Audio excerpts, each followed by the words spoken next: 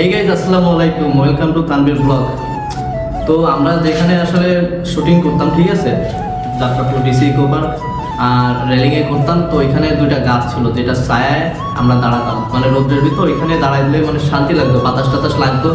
এখন হয়েছে কি, আজকে এসে দেখি, আগে একটু দেখাই নিয়ে তারপরে বলতেছি।